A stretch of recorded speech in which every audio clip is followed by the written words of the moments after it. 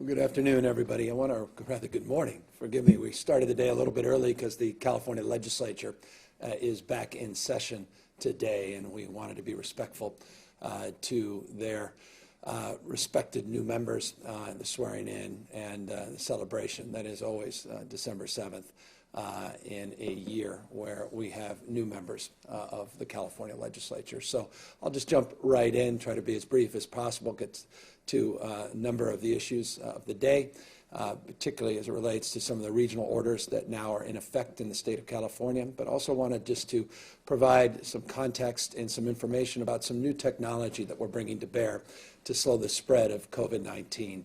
There's been a lot of discussion around apps. There have been a lot of discussions about how technology can advance our efforts to notify individuals, mitigate the spread of COVID-19, and address this pandemic head-on. Two of California's best-known headquartered technology companies, Google and Apple, have joined together in an effort to provide for exposure notification, not contact tracing, but exposure notification. I want to provide you a little bit of information about what California is doing today to help support their efforts, a little bit about the work that we've been doing with Google and Apple over the course of the last number of months with a pilot program, particularly at our UCs. But you can see here that the California Notify app we're putting out is about an opt-in opportunity for individuals to participate in a notification protocol, an opt-in, not an opt-out, privacy protected. This is not contact tracing. This is notification technology. You can choose to participate in leveraging this technology to allow people that you have been in contact with or have been in contact with you to be notified of potential exposure related to the transmission of this disease. I remind you, it's 100% private, 100% secure, 100% voluntary. You opt in or you choose not to, and there is no tracking data, no location data that is shared as parcel of California Notify whatsoever. These are foundational principles. The reason I'm reinforcing them is because they're important. We value privacy. California has long been a leader in terms of advancing the cause, and we don't want to do anything to set that cause back. And that's why we've been, frankly, a little stubborn and kept our eyes wide open in terms of this technology. We didn't want to jump in ready, fire aim. We wanted to really take time, reflect on this technology to be secure in our confidence that what we are promoting, what we're stating here today, is indeed accurate. And that's exactly what we have been doing. Now let's talk about the technology specifically. Technology will be available this Thursday. You have two platforms. You have the Apple and the Google Android platform. The Google Android platform requires that you download California Notify from the Google Play Store. You open up the app, you turn on the COVID-19 exposure notification. It's a very, I don't want to say relatively, it is indeed a simple process. Go, if you have Google Android, and download the notification app from Google Play, and you open the app and you turn on the notification. I'll tell you what it does in just one moment, but I'll remind you it's available this Thursday. The Apple iPhone, which I have right here, it's a simple thing. It's already in the phone. You open up Settings, you scroll down to find the notification. You can see there on the slide specifically what is required in terms of the prompts. You just tap the turn on notification for exposures, and you follow the prompts. It allows fundamentally Bluetooth access, and you just have to always, as the case with these technologies, just accept the terms. Now you tap turn on, and that's it. Your phone now is prepared for a notification. But let's talk about what this is. Here's how it works. So let's assume you are Alice and or Bob. You're chatting. You're very close. You're not socially distanced. You're not physically distanced. You're chatting for a number of minutes. And your cell phones, because you have opted into this technology, are automatically, because of Bluetooth, exchanging what we refer to in technological terms as anonymous keys. You have a few days later, you determine, you discover, if you're Alice, that you have tested positive for COVID. And you receive a code via text from the California Department of Public Health for the California Notify. So what does this mean for Bob? Well, if Alice consents for California Notify to anonymously alert other users that she has likely been exposed in the last 14 days, then Bob gets notified and is directed to information with an alert. It looks a little bit like the one you see up on the screen. You've recently been exposed to someone who's tested positive for COVID-19. Tap this prompt for more information. That more information will lead you to information that's been provided by the California Department of Public Health on what you can do next. So fully automated, opt-in technology, not contact tracing, does not in any way, shape, or form provide any of your personal information in any part of the process and protocol. And this is a pilot that now we're bringing to the state as a statewide opportunity that we've been engaged in since September. Specifically, the pilot began with the UCs, and we officially started with California, the University of San Francisco, and then expanded to more California UC campuses. Now 7 different UC campuses. We expanded them to those campuses in November. Over 250,000 users now. And just in the last number of weeks, 8 weeks, more than 60 positive test verification codes have been issued, meaning 60 individuals have been notified of positive tests and been verified through the code process and been connected to their folks in their cloud, in their circle, people they may have come into contact with. If it's confusing, really isn't that confusing. Just encourage you to go to the covid19.ca.gov website, the covid19.ca.gov website to learn more about California Notify and whether or not it's something that you want to add to your just additional tool in the toolkit in terms of your safety protocols. That's why I started with that slide around physical distancing and wearing masks. This is just a technological opportunity for you to add to those tools. Again, it's available this Thursday, December 10th. Opt in, not opt out. You'll receive, similar to what you see right here on the screen, an exposure notification. This will likely go out on Wednesday before the Thursday application of this new available technology. This will just prompt to remind you that you have the ability to utilize this technology if you choose. Washington State, Governor Inslee, just a few days ago, I think it was last week, offered a similar strategy. A number of other states have done the same, but here in California, the scale and scope, number of individuals, obviously, that can make themselves, avail themselves to this technology. This holds a lot of promise. I don't want to overstate it because you need to get to an adaptation level that is significant for it to have the kind of impact that would be profound. But nonetheless, as you've seen from the pilot at the UCs, it has been effective. And even if we don't have tens of millions of people participating in this program, the more people that participate in it, the more that opt in, the more effective this program can be.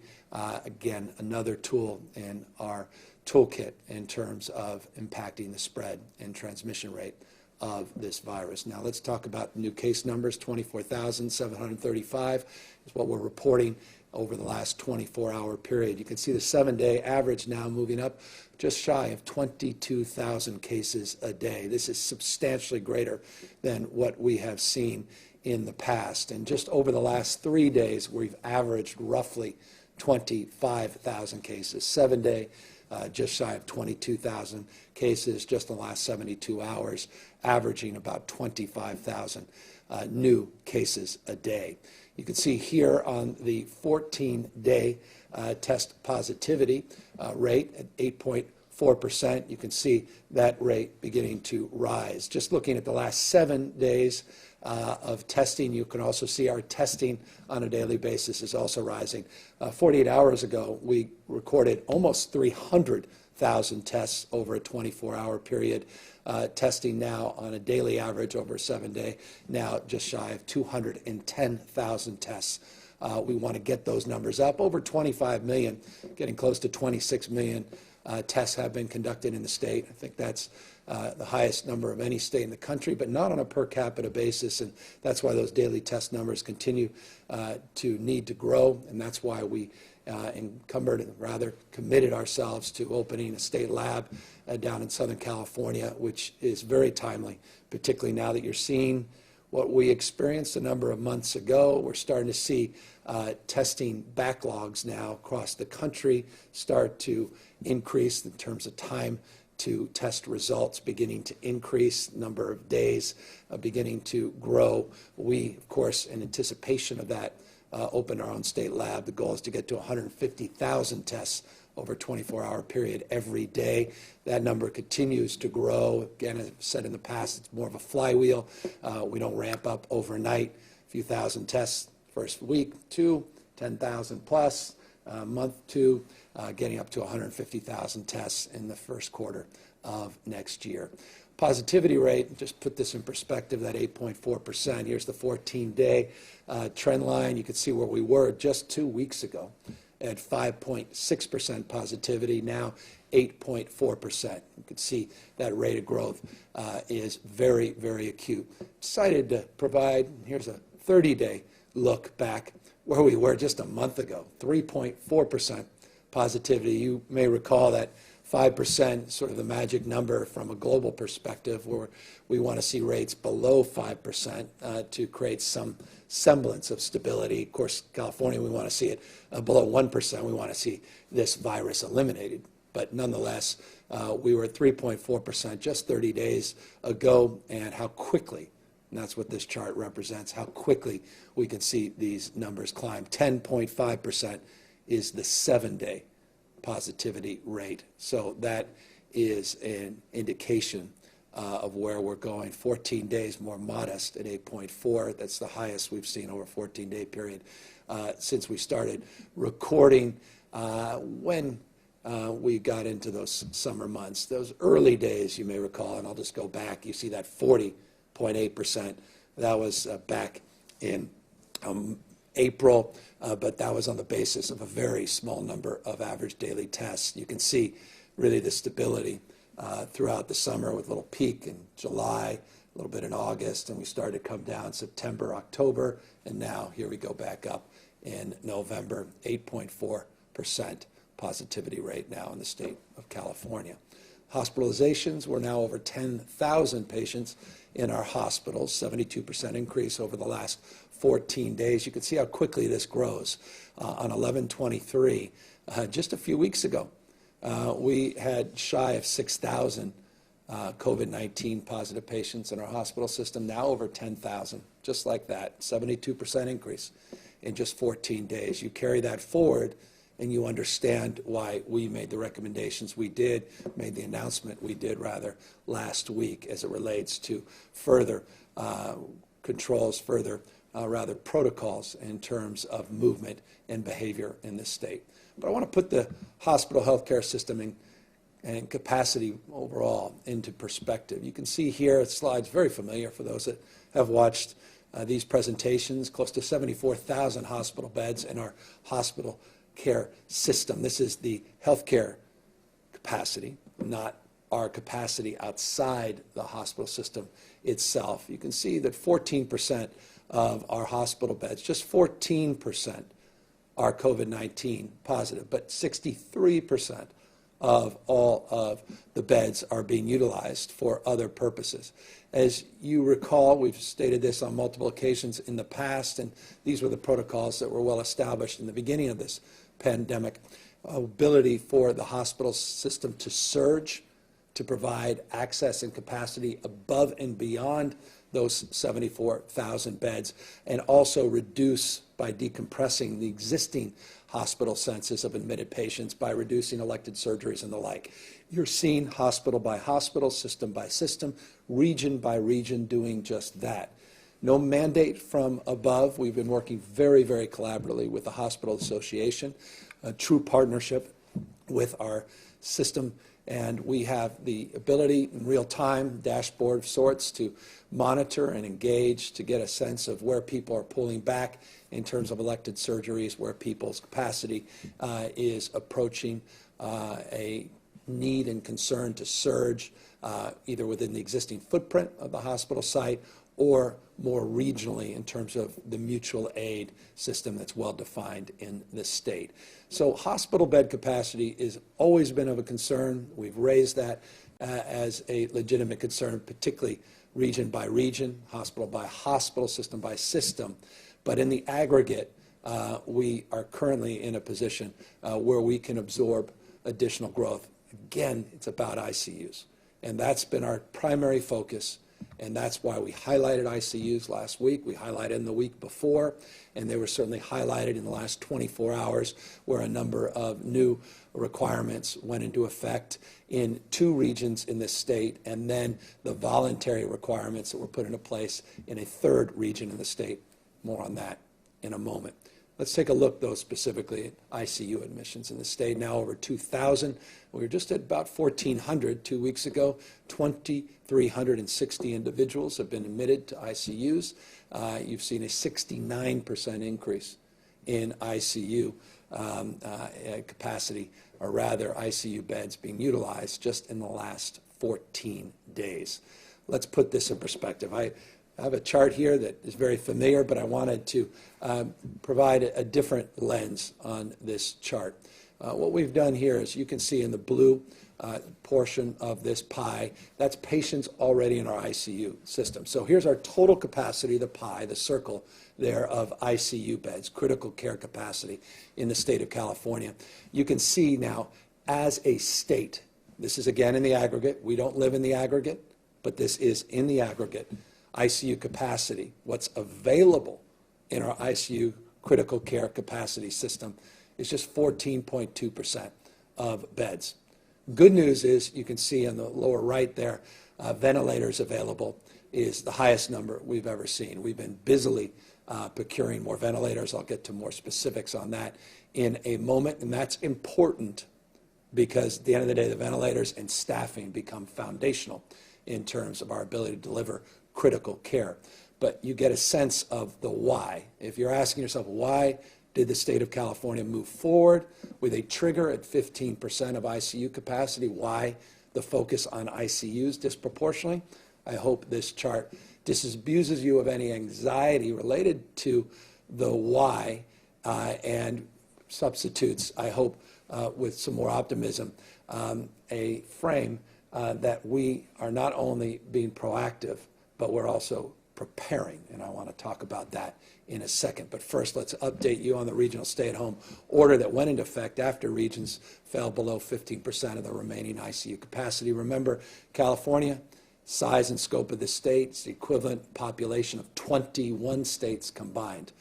So often is the case, as we talk about other states, national media and others, California is just considered like another state, when in fact California in so many ways is unique and distinctive because of the scale and scope, the size, not just the diversity, but the regional diversity of California in particular. And in each region are different resources, different capacity, and as a consequence, we've looked at 5 regions and not just one state, 5 regions where there is a connective tissue between, literally and figuratively, between the hospital system and the critical care system in terms of relationships and mutual aid protocols, and a framework of proximity that advantages our critical care delivery. The regional stay-at-home order now, because 2 regions, San Joaquin Valley and the Southern California region, the largest region, which in and of itself is a unique U of sorts, these 2 regions now have fallen under the 15% ICU capacity. Let's take a look under the hood, what does look like specifically. Here's your current ICU capacity, at least as of late last night. Each region, again, reflected in the map that I just showed, and let me go back to that map. You can see Northern California, the area around Sacramento where I currently am, the Bay Area, more concentrated, of course, larger population center, San Joaquin Valley, sort of Central Valley of California, Southern California. Again, Bay Area, their current ICU capacity is about 25.7%. The Bay Area voluntarily, and again, remember the way we framed our approach to California's response to this pandemic is to allow localism to ultimately be determinative in terms of their approach and their engagement. No one better positioned than local health officers, local leaders to understand their conditions on the ground, trend lines that they can mitigate and address before they become headlines. So the Bay Area moved, but not pursuant to state orders, pursuant to their own local health orders. Greater Sacramento has not moved at 20.3%, but pursuant to the state orders, they're getting closer to that 15% capacity. Northern California, a little bit better in terms of their current capacity based upon transmission rates and the community spread of COVID-19 at 28.2, but you can see again, San Joaquin Valley down to 6.3% ICU capacity in Southern California, most populous part of the state, 10.9% current capacity. So that's where we are as of this moment, though we'll be updating these slides later this evening and early tomorrow, consistently updating this information. But the issue that remains paramount in terms of our focus and our attention is staffing. Fundamentally, staffing is going to be, human resources are going to be the most challenging, most challenging for not just Californians, but for every state to address, is how we get enough people that are not fatigued, that are not exhausted, that we haven't asked too much from, that are healthy and ready and available regionally in the right location with the right skill set, how we match those skill sets, and we staff all of these beds. And so this is what we've been doing to prepare. And I wanted just to socialize this, highlight so folks get a sense. This is just a few examples of the work the state of California is doing. We have gone to a contract staffing agency. We have 815 medical providers that we've requested. Most will be here within a week, which is encouraging. 435 specifically to support our ICU strike teams. We have 150 LVNs, 150 CNAs to help with our skilled nursing, our SNFs, and alternative care, residential care facilities, and then 80 to staff various needs, including brain health related behavioral health technicians and issues related to the same. Of those 815, as I said, 566 are expected to be here and available by the 14th. So within literally a week, we'll be sending, just to give you a sense of where we're prioritizing, sending down to Imperial County and the 60-bed build-out. I'll talk more about that in a moment. Some of the Northern California build-outs of beds that we are focused on, and some other general acute congregate care facility needs. But 566 expected to be here in California. Many are already Californians. Some are coming from outside the state. Just depends. It's a mix with these contract staffing agencies. But we're confident in that 815 number, and the 566 we are very confident will be here within a week in helping support staffing some of these important critical facilities, both in response to and anticipation of an increased surge. As it relates to additional requests, just so folks know, I've had a number of people ask, have you requested of the federal government staffing? The answer is yes. 160 staff. We have requested also to support the ICU strike teams. Again, emphasis on our ICUs at the moment, though, again, more broadly, always preparing for beds, however one defines them, within our healthcare delivery system and outside. And again, we'll get to what we're doing outside the healthcare delivery system in a moment. 80 EMS providers to assist the healthcare delivery at alternative care sites, again, SNFs and acute care hospitals. These CalMat teams, which those of you who followed us for the last number of months are very familiar with CalMat, and these are these multidisciplinary staffs of doctors and nurses and experts and expertise that cross-pollinates, and these teams go out, strike teams together. They've been out there in Imperial County in the past. They've been out in the Central Valley in the past. These CalMat teams are extraordinary, and we have 90 folks that are already deployed currently in these CalMats. We'll continue to push for more personnel, more medical response, what we refer to as force in the language of Office of Emergency Services, to advance this cause. As well, we have limited term state staff, and this is just something you may see a little bit more. I wanted just to provide you a little information on this, just these 100 individuals that will be limited in their staffing time, infection control framework, clinical care, and the like. And so we're looking full-time, part-time, but strike teams, multidisciplinary, federal, state, local, private, in terms of the contracting, but making sure that we avail ourselves to the broadest,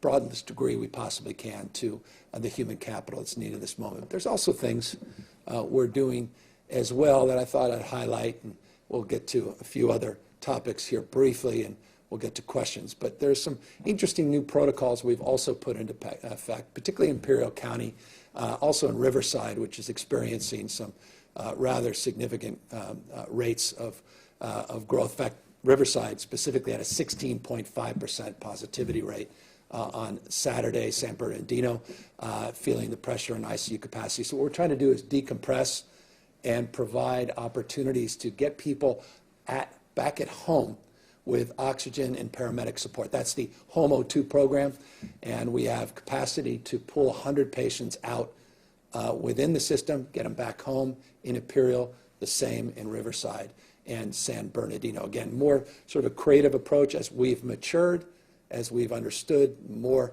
of the nuances of this disease, more effective treatments, modalities, take care of people and secure their health.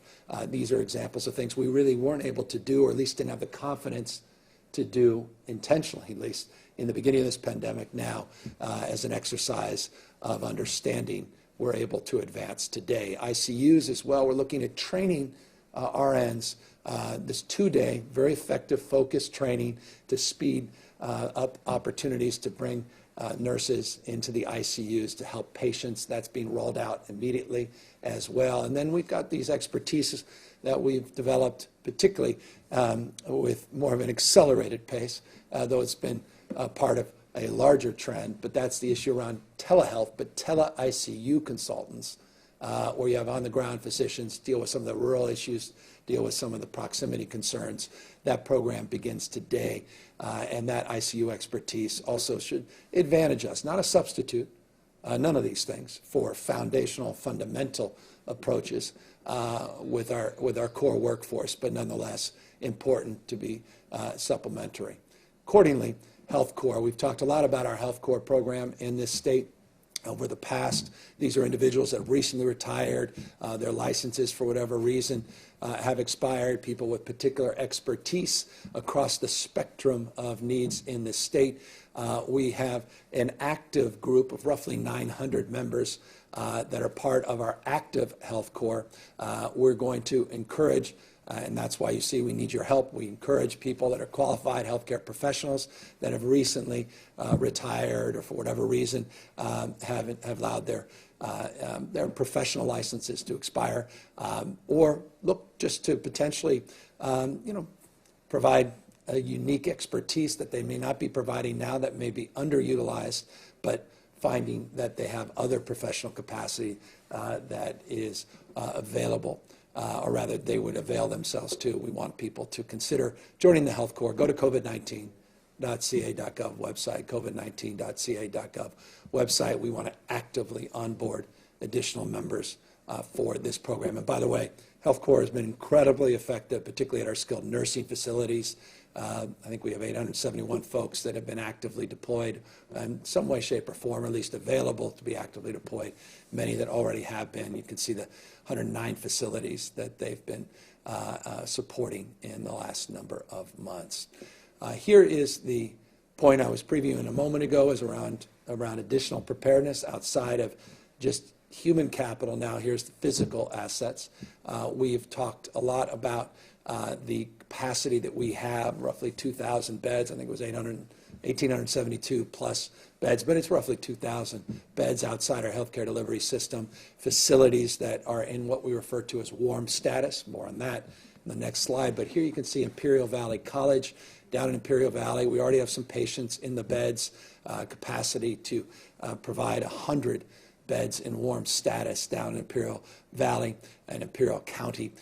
Arco Arena, Sleep Train Arena up here in Sacramento, it's sort of a gateway to Northern California. It's not the immediate needs of Sacramento per se, but it's the proximity of this facility. It's a wonderful facility, has 224 beds in warm status. On the 9th, just in a couple of days, we're going to start to turn on the proverbial lights and get that facility prepared and up and running to the extent, again, that it's needed. So these are these located areas that we feel that there may be some gaps in the future. Orange County, Tulare, Riverside, you can see Contra Costa, San Diego, even in San Francisco, this FMS, these field medical stations.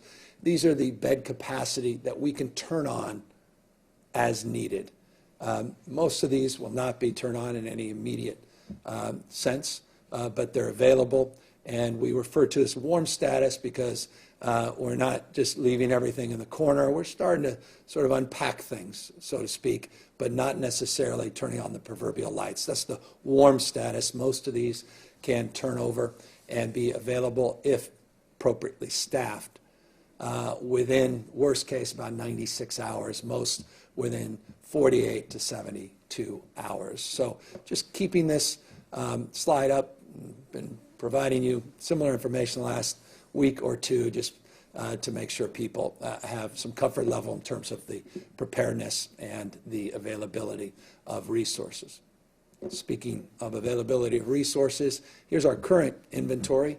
I'll remind all of you that we've already distributed over 600 million units of PPE, and that's just on surgical procedure masks as well as N95 masks. Hundreds of millions more across the spectrum of gowns, gloves, and face shields and the like. But you can see we still have over 500 million units of procedure masks / surgical masks and N95 masks in our inventory. We've been active not only procuring the masks and other PPE, but also ventilators.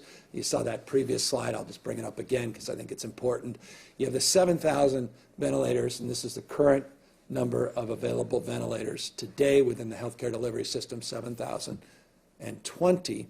But the state has been active over the last number of months to procure, draw down more availability for ventilators, and we have now over 14,000 in our state inventory. So you add those together, 21,000 ventilators. We are in a completely different place than we were in the beginning of this pandemic, both on PPE and on ventilators, and our capacity to turn up these surge locations in a moment's notice, at least within 96 hours, and our sophistication in terms of accessing limited scope, limited use staff, as well as surging staff as part of our health core. So again, all part and parcel of our strategy of preparedness to work our way through this winter, to work our way through what looks to be a tough and challenging January into February as we build that bridge to a vaccination.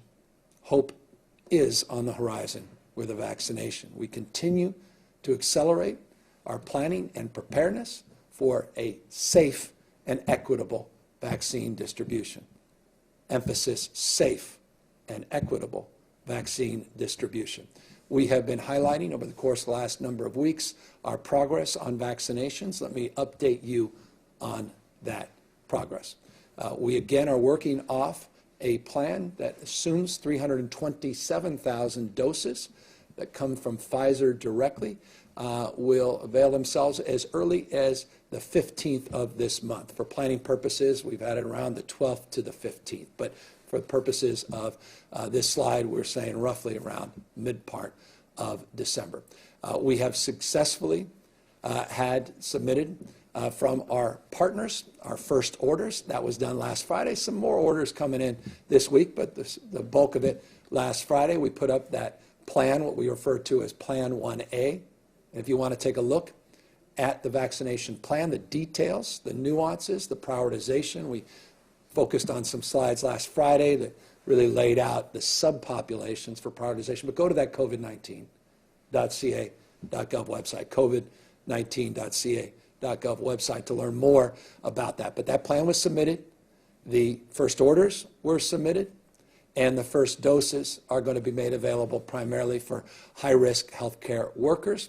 We have the plans at the facility in place for the actual distribution, not just of the what they refer to as, in the Pfizer lexicon, the pizza boxes that look like pizza boxes of the first tranche of vaccines, but how they can conduct and distribute those vaccines. Those plans are also in, not just the state plans, but locals and their partnership plans. Here is the next planning process, deadlines, dates, and a little illumination on potential availability of additional doses. So phase 1A has been completed. We have this Community Vaccine Advisory Committee working with our Distribution Advisory Committee. That phase 1A is complete. It's up to the website. Their next public meeting, and these are public meetings, we want you to take a look at these meetings open to the public on Wednesday. Encourage you to take a look. Go to that COVID-19.ca.gov website, learn about when these meetings are conducted. You get real-time information as quick and soon as much as any of us get. They've been doing a magnificent job, this advisory committee and our working groups.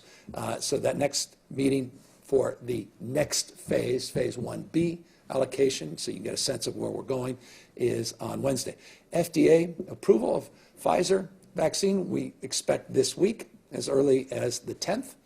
And we expect the Moderna FDA approval, at least the discussion around that, to occur a week or so later. So it gives you a sense of now the cadence of the vaccination. We're getting into December now, first week of December, and you're going to start, I expect, and I really believe this, you're going to start getting good news and numbers that continue to significantly increase over the weeks, not just months, in terms of the availability of vaccinations. Our planning assumption for the state, again, 327,000 doses. Our planning assumption for Pfizer's first distribution. But you add Pfizer and Moderna, and then all the other subsequent distributors and manufacturers of vaccines that will stack behind them. We're working on a planning assumption of 2.16 million doses of the vaccine within the calendar month of December. So 327,000 next week, or within the next week, and then additional number that can get north of 2 million doses. Remember, cut doses, you got to get two. Both Moderna and Pfizer require 2 vaccination shots. Each dose is 1 shot. So cut that number in half in terms of how you allocate, at least in your own minds, the number of individuals that can avail themselves if they choose to the vaccine. Just a reminder, we have 6 steps in the vaccine process. I don't need to review. For those of you who have followed, you know what we've been doing in terms of enrolling the providers and getting our prioritization guidance with these 3 work groups we've created, including that Community Advisory Committee, and how we allocate those doses in an equitable way. Again, that's all Plan 1A. Let's talk this next slide. You can see that last icon on the right. What is the next step? Well, the next step that's currently happening as we speak is we're reviewing the local health department's orders. So again, those orders came in Friday, others coming in as we speak. We're reviewing those. The state is reviewing those orders, and then we will submit them to the CDC. Third step, the CDC will receive and review those orders, and then they'll submit those orders. Those orders then will be processed. They'll be shipped. Again, this is Pfizer in the first phase, and Pfizer's doing their own distribution. Moderna is working not directly like Pfizer. It's a different process between Pfizer and Moderna. Moderna's working with McKesson. McKesson being a well-known was a California-based company in San Francisco. They are well positioned as an intermediary in terms of their distribution protocols and planning, and we are working directly with McKesson on the Moderna vaccination. Again, 2 different types of vaccines, both require 2 doses. One is ultra cold storage, one is just cold storage. Both require different strategies, different approaches. Those orders are being processed for shipment. Pfizer does them directly. They ship to distribution centers throughout California based upon the protocols that everyone approved. Transportation of these is pretty easy and self-evident. Step 5, traditional UPS, FedEx, DHL, and others transport from the factory directly to the providers. Doesn't go to the state. Goes directly to the providers, and maintaining throughout this cold chain and the requirements for transportation. Once those Vaccines are received, step 6. This is it, and I'll get to one other group of slides, and we'll get to your questions. That vaccine is received by the provider. They have obvious storage on site that is required, cold chain requirements, and then they start the administration. Based upon the first 327,000, we're very confident in our capacity with the cold chain requirements to be met by our providers. As you recall, and I'll repeat it again today, we already have procured, and we're expecting delivery at the end of this month and early January for a supplementary cache of ultra cold storage and cold storage that we will pre-position and distribute throughout the state of California, just as a redundancy measure to provide for more confidence, depending on where the vaccines go, in our capacity to deliver them to supplement and augment what our providers already have. I'll remind you, there was some sense that providing vaccinations was unprecedented in American history, and there was a sense of overwhelm. You even heard some elected officials talk in overwhelming terms. We haven't yet, for no other reason than this, the scale and scope of the 19 million vaccines that we provide on an annual basis already, and how sophisticated our provider network is, how culturally competent it is, though there's always gaps, and how well distributed it is, though, again, we have some regional gaps that we have to close. So that's the existing network, a lot of existing resources in that network. And so far, no one's naive. This is not going to be perfect. And I imagine the next headlines people will be running is, as we are administering vaccines, some actually pulled away from the cold chain requirements, and maybe some vaccines weren't being able to be utilized. All those things we have to work through. No one's naive about the application of this process, but so far it has been a very effective process because relationships are well established, and the supplementary work on equity through our community advisory committees and safety through our safety advisory committee, I hope gives people a little bit more confidence that we're going to do things right and address concerns going in. So that's an update, though I wanted to close just on vaccines with a photo so you can get a sense. These are we've shown in the past some of the Pfizer vaccine pallet shippers. Here are some purchased on the Moderna side. These are just the cold storage, not the ultra cold storage. Just someone asked me the other day, what do these units look like? And I said, well, I'll put it up on a slide in the presentation on Monday. There you have it. Just gives you a sense of what these look like. Not pizza boxes with Moderna. And forgive me for even bringing that up. I can go down a rabbit hole in terms of the distinctions and how these things are distributed. But they also are distinctions that are important in terms of how we handle them and how we can avoid waste to the extent possible in terms of that cold chain connection. That said, I wanted to connect more to the cause of education. And I wanted to update you on some of that work. Over $80 million in kind and direct supports for new public education campaign, over $80 million. You're going to start seeing these billboards. Over 1,000 of these billboards are going up. You may have seen some of these already. These are the new iconic ads that we are putting up. You can see this is an actual mock-up of 2 billboards that you physically will see, not just on a slide, but are about 6 feet apart. 6 feet apart. Keep your friends safer. And you can start to see we're trying to be a little more smash mouth, forgive the phrase, in terms of how we get your attention. So many billboards, so many advertising, and that's why we want to pull these physical bodies, these images, out of the billboards themselves so people may pay a little bit more attention. So new public education campaign.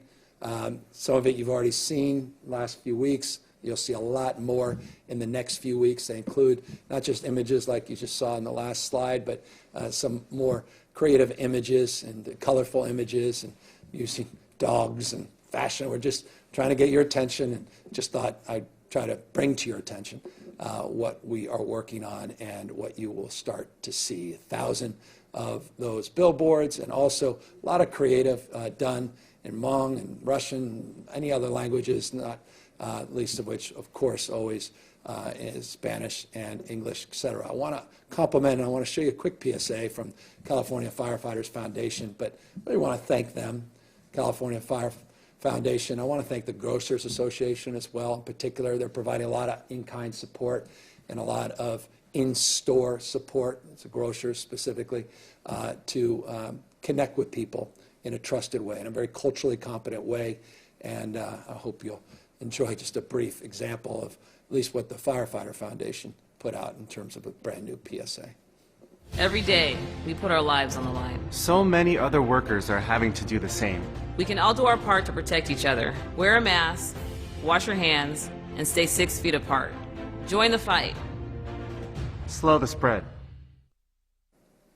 And I say trusted messengers because no one more trusted than the heroic firefighters, our nurses, doctors, and you'll see others along that same vein. But I want to just thank our firefighters and just remind you, fire season into December, still battling fires down in Southern California. Thank to our state partners, both mutual aid partnerships at the local level, but also just our incredible CAL FIRE team. Thank you to all the men and women at CAL FIRE for working so hard and extending that work into December as well. And of course, can never say enough about our nurses and doctors and frontline healthcare professionals, and we're going to be asking more from them than we ever have in the next 6 to 8 weeks. And with that, last slide, I wanted to introduce you to someone who's very familiar, at least in Northern California, Tomas Aragon, who is the new public health director now in the state of California, just announced,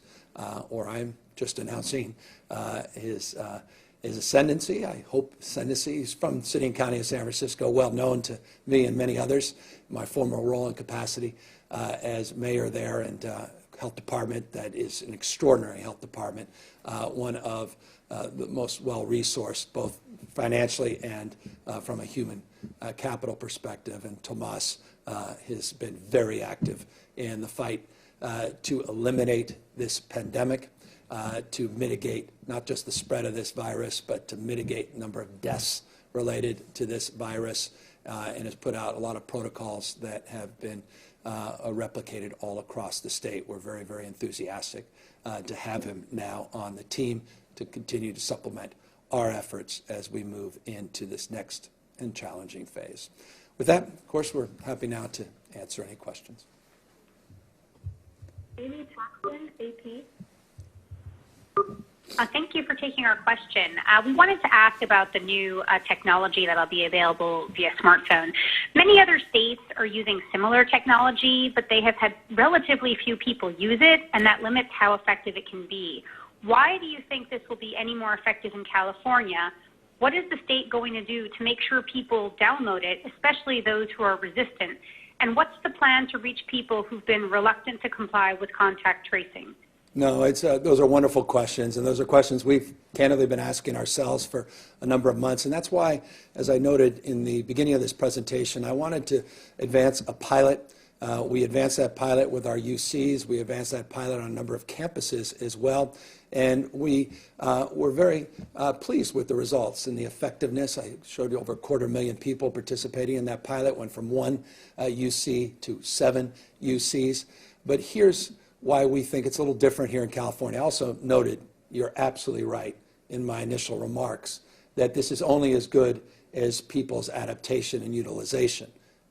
Opting in, it's not an opt-out. You make the decision. It's not a contact tracing app. It's a notification app. If you choose to use it, we can leverage more and more utilization, which will make us more effective and more meaningful. And I think the answer to your question is this is California.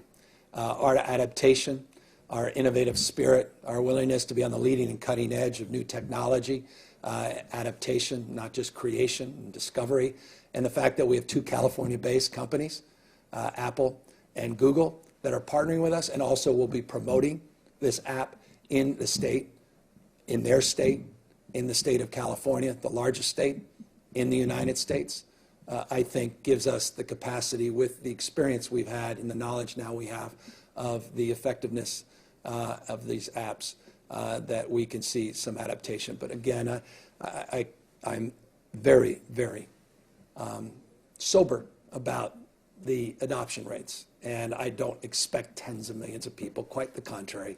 And we are hoping that there'll be enough to make this meaningful, but Apple and Google will also be helping in that promotion, and you can do the same, and I appreciate your question and inquiry. Jill Cohen, New York Times. Hi there. Thanks for your time, Governor. I wanted to ask, and maybe this is a question for Dr. Galley, if he's there, about the timing of these new stay-at-home orders, given everything we've learned since March. Was there discussion of putting in place a broader stay-at-home order, say before Thanksgiving, instead of a curfew? Just can you give some sense of how those discussions went? And can you talk about how much you think gathering during Thanksgiving is contributing to the surge now? Good. No, I appreciate it. And Dr. Galley is here, and he'll come up just in a moment.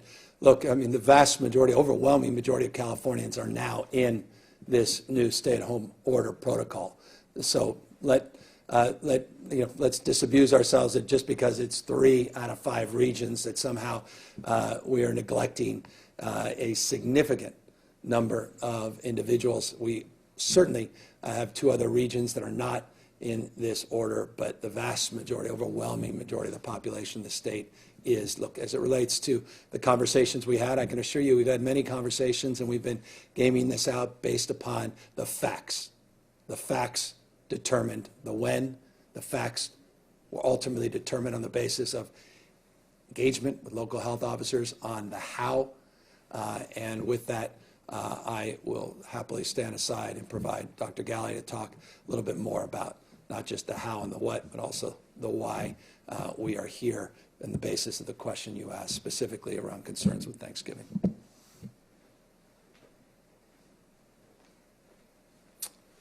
Thank you for the question, and thank you, Governor. Indeed, you know, since the beginning, that very first stay-at-home order, we are constantly looking at the various actions, not just regionally, but statewide. And as we move through this current surge, we've been asking the question about what are the right actions, looking at the data, as the governor mentioned, throughout to determine what we would do. We know that these various restrictions are a hardship for people. It's not what we expected at this time of year, but we know some of them are required to make sure we get through the surge as quickly as possible and saving as many lives and preventing as many infections as we possibly can. So certainly through the months of October and November, discussing with our local partners the right actions to take, the timing of those actions, moving through in a stepwise way, adding various restrictions, and then getting to the point very recently, looking at the ICU capacity, looking at our ability not just to care for COVID, but to care for all emergencies and critical health issues in our hospital system, the decision to go with the regional stay-at-home order. And your question is a very important one as it regards to Thanksgiving transmission. We know that those cases that occurred around people's potentially dinner tables or activities and plans, travel through Thanksgiving, are going to show up right about now. Maybe the last couple of days we're seeing that, but we know we'll be seeing that for many days to come. So not that this is just the beginning, but we believe that the levels of transmission that we've been reporting so far will likely continue to go up some because of those activities around Thanksgiving. So all of these are coming together, these actions, these signals in our data to cause us to do the regional stay-at-home order the way that we did. Thank you. Thank you. Next question. Angela Hart, Kaiser Health News. Thank you, Governor. I wanted to direct this to you, Governor, as well as Secretary Galley, if he wants to weigh in on the appointment of State Attorney General Javier Becerra to lead HHS potentially. I wanted to ask you specifically, you've got some big healthcare plans, some of which I think we'll be hearing about next month, but even next year and beyond, I wanted you to speak, Governor, about the healthcare plans that California has, the ambitions, and those that require federal approval and money. Reforming Medicaid, I'm thinking about homelessness. Some want to go even bigger on healthcare expansions. So what kind of healthcare chops do you think that the Attorney General Becerra brings to the federal level, and how can California potentially accomplish more with him at the helm potentially? Well, it's a game changer for us. The stale air of normalcy versus the fresh air of progress is how I would describe it in terms of a relationship with the federal government, with the new administration, and now with our own Attorney General ascending to this role. I had a wonderful conversation with the Attorney General about all of the above. Every inquiry you are making, we can assure you have been assessing, and we've been doing that previous to his announcement in hope and expectation that we would have a strong personal relationship with the new HHS Secretary, but the fact that it's our own Javier Becerra is a game changer for the state of California on the 1115 waivers, on the 1332 waivers, on all of the issues related to CalAIM. And if I've lost most of you, it's for good reason, but probably not lost Angela on that, who's been following these things very, very closely. We're working on the budget as we speak this afternoon. Again, every day I've been working on preparing the new budget. I make this point over and over and over again. Government increasingly, local, state, and federal government is increasingly a health care budget. And so you can't have a serious budget conversation unless you're talking about health care. And we have had our eye, and you know well, on some big reforms, and we have been looking for a great partner. And we have found a great administration and an even better than hoped for partner in our Attorney General. And so I am very enthusiastic about the pick. Couldn't be more pleased, not just for the Attorney General, but for this state and for our healthcare future as a state. And so we're going to hit the ground running. We're going to take advantage of this moment and these relationships, not unfairly. Everybody needs to be treated equally and fairly, but California is the largest state with more at stake in terms of these reforms.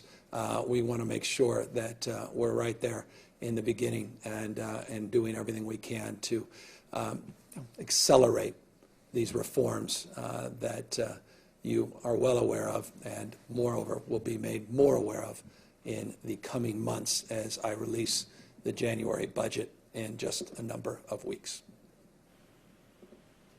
Kevin Yamamura, Politico. Hi, Governor. I have a couple of education questions. Wondering, first, can you explain your thinking in allowing open schools to stay open during the surge after you shut them down in March? And second, as we all know, you've emphasized equity as governor, but the pandemic has exacerbated school inequity with low-income families having some of the worst access to education. A lot of people are wondering why you haven't done more to intervene directly. Well, I don't know, disabuse anyone of not intervening directly, and we provided $5.4 billion of equity support. And I just want to have the opportunity to repeat that. We took CARES Act money that could have been spent in any category, and we worked with the legislature to advance $5.4 billion focused on learning supports. The overwhelming majority of that was money that is set aside specifically for equity. In fact, you may recall there was some dispute with the legislature that didn't want to go as far as we did, I did, in terms of that equity overlay. And we were stubborn about it, and we maintained a firmness, a focus, and we were able to work with the legislature to land where we had hoped. We provided 2 months of PPE. We worked on establishing protocols, processes, and procedures based upon data, based upon facts, based upon epidemiology, and based upon the reality around the world, looking at best practices, to look at cohorts, to look at ages, to look specifically at high needs populations, special needs and the like, and to look at strategies to cohort individuals, and provided a process and protocol for waivers at the local level. We put up a tiered status, 4 tiers, and we made the point you don't need to be in the orange or yellow tier, even the red tier. You could be in a purple tier and still access waivers. We've been working with our local directors, meaning a local, what we refer to as LEAs. These are the local education administrators across the spectrum. And we continue to engage in a very proactive way to provide for support, particularly on the issue of testing. One of the reasons we worked very aggressively and made a bold bet and did something no other state in America did in order to get a new testing facility, in no small part, was to help support our schools to reopen and to be in a position with PCR tests in particular, where we can support the testing needs, not just as a state, but specifically for our public schools. One of the reasons we were bold and aggressive more than any other state in our country in going after PPE and procuring our own. In fact, you may recall that we had at peak just a few weeks ago 40 million more N95 masks than the entire national inventory just in our state, was in no small part to provide supports for our schools and for our districts. So we've been very proactive, we've been very focused, and we have been resolved, as have I, as a father of four, as someone that believes in the social-emotional side of learning, to address the concerns and anxieties parents have. Can't have a conversation about equity unless you're talking about issues and struggles and challenges of distance learning. On multiple occasions, maybe a dozen occasions, we have communicated to you and others our philanthropic efforts. We've actually highlighted them in a report that I would encourage you to take a look at, over $3.5 billion of philanthropic support just in the last year and a half that we've been able to bring into the state. Many millions, tens of millions of dollars specifically for Chromebooks, to address broadband, to address the digital divide, and to amplify the efforts and support the work that we did with the legislature in terms of that $5.4 billion in learning loss money being used more strategically to address the issue of equity. None of us are naive about the background rates and the community spread creating stress on the entire healthcare delivery system, school system, and our entire economy. And those stresses are real, and they're certainly made very visible with the actions and with the announcement that was made just in the last 24 hours at LA Unified School District. So I hope you are disabused of that engagement and the state's approach in terms of addressing the issues of equity and supporting our districts. But I also hope that you are familiar with that work being an ongoing commitment. And that's why our budget, which we'll be submitting just in a few weeks, will lay out in more detail and more specificity, more supports for our school system, substantially more support, including in the critical issue of testing, of which we are fully resolved and committed to addressing head-on. And so I hope you'll look forward to more information in that space as I am fully engaged and resolved, working with Tony Thurman, working with the incredible leadership of Linda Darling Hammond to advance the collective cause of safely getting our kids back in school, at the same time protecting teachers, paraprofessionals, and support staff, and obviously making sure that our kids are safe in that entire experience. Bill Willen, LA Times. Governor, I just want to follow up on Kevin's question. You and your administration have not really hesitated to exercise your executive authority for statewide mandates and uniform restrictions on everything from shopping at a grocery store to getting a haircut. But you've advocated that executive authority when it comes to school reopenings. You're allowing local school districts decide. And I guess I want to know why that is. And what do you say to parents who feel that private schools for wealthy families get to stay open and that public schools do not in many cases? Yeah, I don't know the frame of abdicated executive orders. Forgive me not understanding that fully. But as it relates to the issue of our default being in-person education, we've been crystal clear in that respect. But you are familiar, Phil, and I think most folks that cover the state of California are familiar with the 1,000-plus school districts in the state, how we've constitutionally designed our public education system in this state that's unique and distinctive in many respects from perhaps other parts of the state and the globe, and how that is a real bottom-up process, not a command and control structure. Localism, I often say, is determinative, perhaps nowhere more than as it relates to public education in the state of California. You know well, perhaps written a lot about the local control funding formula that Governor Brown had advanced to advance that cause more, meaning to focus on local decision-making, to focus on local conditions, to focus on English as second language, the localized considerations and concerns and strategies and intervention, so that we can avoid the top-down dictate when you're dealing with over 6 million public school children. So we had 21 counties in the state of California. There are 58 counties. 21 counties. Just a few weeks ago, we announced that had full or part-time schools that were operating in person, some hybrid, some just online, obviously number that received waivers and others that were conducting in-person education. That was a few weeks ago, and I'll remind you of the slide just 30 days ago, 3.5% positivity in the state. Positivity rate has exploded. I don't know that one should be particularly critical when your positivity rate down, for example, in Riverside County was just at 16.5%. You've seen positivity rates even north of that in other parts of the state, that there's some concern by teachers, there's concerns by parents. I'm a parent. I've got 4 young kids. The youngest is 4, the oldest is 11 years old. As a parent, when you have background rates that are exploding, when you see ICUs and you see hospital rates that are putting tremendous strain and pressure, that it's not inappropriate for these parents and these professionals to express some concern and anxiety about the safety of their children and the in-person instruction. So we are working aggressively to get people back into school. I want to see them back into the classroom, but it must be done safely. And I can assure you that we are working to advance that cause, and you'll be hearing a lot more in the upcoming days specifically about our testing strategies in particular to address that very real issue in order to get our public schools back and operational as soon as possible. Lori Weisberg, San Diego Union Tribune.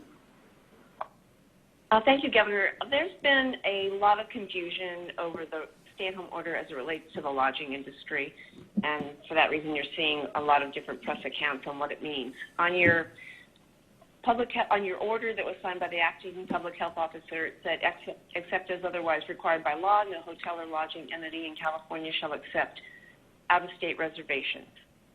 So you think, oh, so people from outside California can't stay in a hotel here, but people local can. But then on the website, it says, for the regional stay-at-home order, lodging can only offer accommodation for COVID-19 mitigation and containment measures, only for essential workers, et cetera. The State Lodging Association says they're not sure what the order really means because there's this contradictory information. I'm really hoping you can set the record straight. No leisure guest can stay in a hotel right now, only essential workers, no matter whether you're from Arizona or from Newport Beach. It's just confusing. No, that's certainly, well, not confusing in the context of the order that we just put out.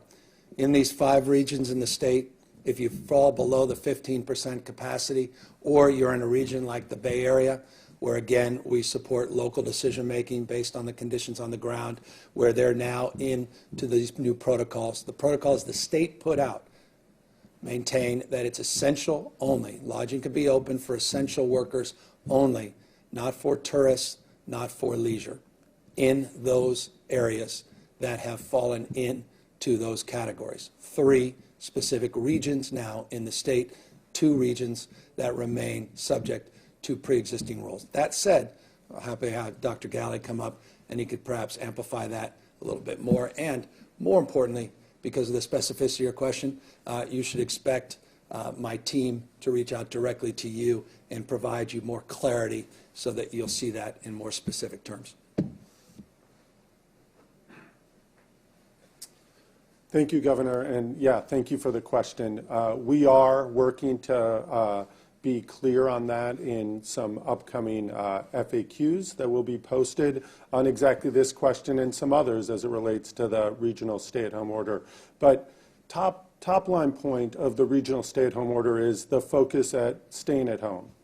We really do, in those areas where ICU capacity has dropped below a specific level, really require people, if it's not essential for you to leave your home, if you aren't doing one of the outdoor activities with your household with quite a bit of space between you and others, that the point is to stay at home during this critical time to bring transmission rates down, to help us get this under control so our hospitals can do what they have done for so long, which is provide high-quality health care to all those Californians who need it. So as it relates to travel in specific, if you're in one of the 2 regions currently which are under the regional stay-at-home order, we ask you not to travel for leisure. If you need to travel and must stay overnight in a hotel in any of the regions in California as a result of your work, that is still permitted, and we know that it needs to continue to keep our infrastructure moving in California and these critical sectors operating. The other area is for quarantine or isolation. Some communities have brought on hotel rooms, and we encourage that to allow people who can't easily isolate in their homes or their accommodations to have a hotel to be able to do that effectively so we can reduce transmission. So in those 2 cases, we know that hotels and the travel industry will be functioning as it has been, and then those other limitations will be clarified through some additional written, posted guidance around the regional stay-at-home order that will be up very soon. Thank you. Final question, Alex Michelson, Fox 11 News. Thank you, Governor.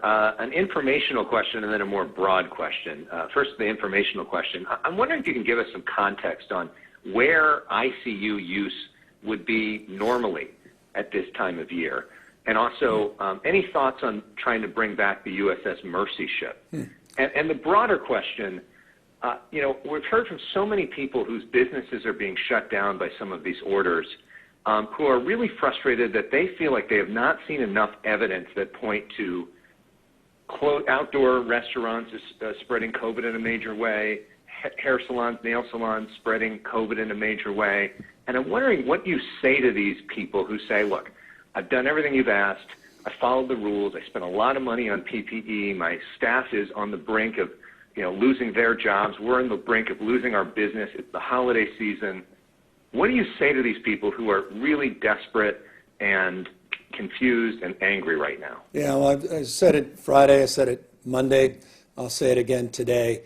I'm deeply empathetic and deeply committed to advancing the cause of supporting our small businesses during this trying and challenging time. You saw just last week, the state of California put up $500 million, $25,000 grants, not just to small businesses, but cultural institutions and nonprofits. Those dollars are now going out the door. If you're a small restaurateur, you're a barber shop, you're a nail salon, I encourage you to go to the covid19.ca.gov website, covid19.ca.gov website, to avail yourselves to information about those $500 million in supports. And by the way, that's just interim support to get us to January, where we are asking and working with the legislature to get early action to provide even further supports. We have $100 million of additional money that we put up in hiring tax credits for those that can hold the line, bring a few part-time employees or full-time employees back. Those dollars were just made available starting last week. We are waiving sales tax from being collected and distributed back to the state. We're allowing people that have collected sales tax in the past an additional 90 days without penalty and without any fees associated to utilize those dollars as a float to help support their business operations. Those are 3 specific actions that have just been taken in the state, and those are just 3 among many subsequent actions as it relates to small business loans for people that are falling through the cracks, that don't have traditional relationships with credit unions or banks, that we are providing. We refer to it as First Loss Program. It's a novel program that Janet Yellen, now the new Treasury Secretary, working on behalf of our Economic Advisory Task Force, she created this program, supported by the legislature. $100 million we have put in to a program with leveraged resources, not just direct resources, hoping to get to $125 million all in, just in that First Loss program. So those are among the supports. I am a small business owner. I started right out of college, put pen to paper, opened a small business with 1 part-time employee. It was the cause of my life. I deeply recognize people's pain and suffering at this moment, their dreams being shattered because of this pandemic. So you ask me how I feel. It devastates me to know, because I intimately understand what it means when you put everything on the line. You leverage everything. Your family, your dreams are on the line. And through no fault of your own, something global, a pandemic hits, and creates all of these constraints and all these constructs that are devastating to your life and your prospects for the future. And so we need the federal government to recognize that and to reconcile the fact they are not doing their job to provide additional supports at the scale that's required at this moment by extending the PPP program, by extending small business loans and grants to help support folks in this time of need. What California is doing is not unique in the nation, quite the contrary. What is unique is we tend to be proactive, we tend to lead in many respects, and I recognize that comes with consequence and struggle. And all I'm asking folks is, know this is the third wave. We don't anticipate a fourth. Vaccines are on the way. Over 2.1 million doses of vaccine we anticipate to distribute by the end of this calendar month. Millions more in January and February. We're going to come out the other side more resilient, more capable. We're going to provide more supports with the legislature on commercial evictions. We hope to do the same on rental evictions. We have a lot of work to do across the spectrum, including public schools, so people can go back to work, so people can have the support they need, and to get these kids educated and address the learning loss that's self-evident and profound. So forgive me for being long-winded, and I know, particularly Alex, for the work you do, that's not anything you can use, but I hope you hear a congruence, because this is not an intellectual thing for me, as someone literally who's here because of my entrepreneurial background that got me engaged in local government initially, that led me to be on a commission, the Parking Commission in San Francisco, that led me to want to serve in a Board of Supervisor capacity and ultimately run for mayor. I have reverence, not just respect, reverence for small businesses, reverence for entrepreneurs. And it breaks my heart to see videos, breaks my heart to see reports, you and others, of people's lives being torn asunder because of this pandemic. And we're just simply trying to do our best. And I recognize it's never good enough. But we're not going to give up, and we're going to continue to do our best to provide more support during this very, very challenging time. As it relates to ICU capacity, let me ask Dr. Galley to answer that more specifically.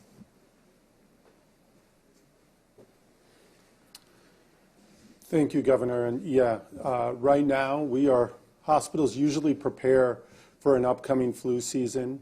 They start to put together their plans on how they're going to moderate demand for ICU beds, because they anticipate that some additional patients, not just with flu, but with respiratory illnesses altogether. Flu actually isn't an illness that always lands you in the ICU. Many people need an inpatient bed, but not an ICU bed necessarily. Just to give you some context, different facilities across the state, they might be half full in their ICUs. Some might be on the brink of being entirely full. That's why we look at this regionally as a set of beds that are available to treat people in this emergency for COVID. Another important point is at the peak of the summer, some of the regions dealing with COVID had roughly 35% of their ICU capacity filled up with COVID-positive patients. We've seen that figure eclipsed. We think about that as new workload for the ICUs that wasn't there before. So even if you were running at 50 or 60% capacity before COVID, you might be running close to 90, 95%. And those facilities that were running higher are even more impacted. That's why, with the great work in partnership with our hospital partners, they have made decisions about how to control demand for ICU beds, increasing their staffing as much as they can, working to cut down demand by delaying for a period of time some procedures and scheduled surgeries that could in fact be safely delayed. But there's limits to that. You can only staff up so much because the ICU staff are in such demand, not just here in California, but across the nation. You can only wait to put in a new heart valve or a dialysis catheter or all of these procedures that are indeed scheduled, sometimes called elective procedures. But they're elective maybe for a day or two, but not for months. We start to see morbidity and mortality from things other than COVID very quickly. And our state is committed to health broadly, not just around COVID health. We want that capacity to be there for you when there's a car accident, God forbid, or when a heart attack or a stroke happens. We talk about all of this together to assure you we're looking at this ICU issue as one, not just because we're worried about the demand, yes, we are, but not only because of the COVID demand, but broad demand. And the hope that the governor talked about with vaccines, indeed, that 2.16 million doses that we see coming in December, those are first doses. That is not to be cut in half. That is not to say we're going to give the first half out in the month of December and save the second half for January second doses. We have a commitment to get the second doses to those doses 3 weeks afterwards so that we have enough to give that second dose and we can continue to build up the number of people who get this additional tool, this additional benefit of a vaccine to protect them from COVID. So all of this, these decisions are happening now today because we're at a certain point in our response. We're not sort of, I love sports. I think about halftime as an important moment. Many of us see us sort of crossing that halftime, coming to this important period where there is light on the end of the tunnel. There is some hope with vaccines, quite a bit of hope, and that we are actively working, and that's why the governor is so committed to sharing where we are with vaccinations so that we can combine our efforts of today to really reduce transmission and take another set of hardships personally, whether it's businesses or individuals, or all of these aspects of our lives that are being impacted, with that hope of vaccines coming to really get us through this third surge. So really working together. The ICUs is a very important metric for us. Preserving it is going to help us save lives. Preserving it's going to help us create the room that we need in our healthcare delivery system to serve all of you at home if, God forbid, you need that care in the days and weeks to come. Thank you. So a sprint, not a marathon, to a vaccine. A few more months where we're just going to have to step up, meet this moment as we always do as Californians, come out the other side more resilient, more capable than we ever could have imagined. We are resolved to do that, and we're resolved to do our best to mitigate this spread of the transmission of this virus, eliminate or rather reduce the extent are possible the deaths related to this pandemic, and do our best to help support our small businesses and our kids in terms of this very challenging and difficult moment. So with that, I want to thank everybody for the opportunity to update. We'll be providing more updates over the course of this next week. Encourage everybody that wants more information about any of the issues and ideas came out from the app itself, to more information about the vaccines and more information about testing, whatever it may be. We encourage you to go to the COVID19.ca.gov website, COVID19.ca.gov. Take care, everybody.